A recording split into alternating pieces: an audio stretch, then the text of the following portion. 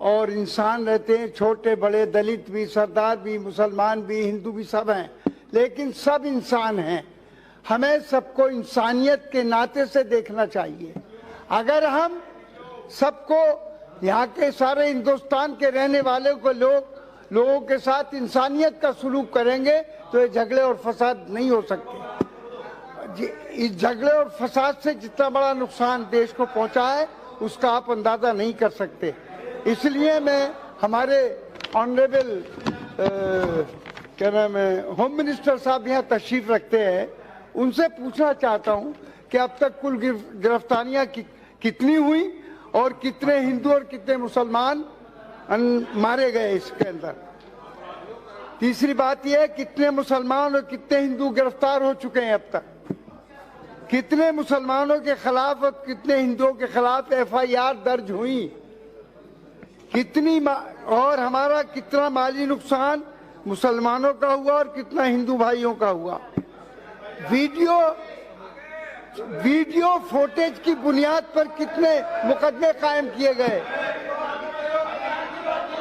Mohan nursing home पर firing करने वालों के खिलाफ रिपोर्ट दर्ज हुई या नहीं, और अगर नहीं हुई तो क्यों नहीं हुई अब तक। जीबी हॉस्पिटल में कितनी बॉडियां आई और उनकी गिनती शुमार सामने अभी तक नहीं आई। तो मैं कहना चाहता हूं कि ये हादसा क्यों हुआ, उसकी वजह बुनियादी ये है कि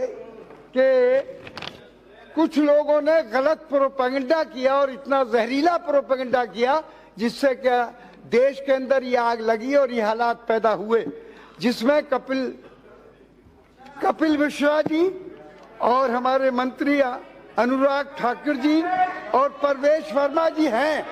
इनके खिलाफ अब तक क्यों कार्रवाई नहीं है, इनके खिलाफ रिपोर्ट क्यों नहीं की गई, इनके खिलाफ कार्रवाई क्यों नहीं हुई, जिसकी वजह से इस देश के अंदर आग लगी। तो मैं चाहता हूं कि मरे मुसलमान भी हैं, हिंदू भी हैं, सब मरे हैं, लेकिन ये नुकसान सिर्फ हिंदू और मुसलमानों का नहीं, पूरे देश का नुकसान है।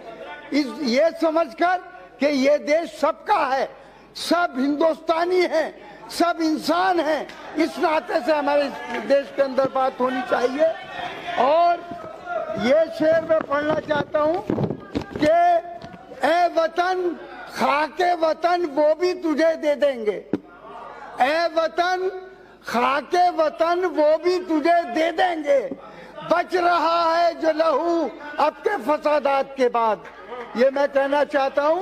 तो दोस्तों, मतलब ये है कि हिंदू और मुसलमान के बुनियाद पर जो यहाँ पर गवर्नमेंट की लापरवाही से या प्रीपेड पॉलिसी से ये बलवा हुआ है, इस पर पूरी जांच होनी चाहिए।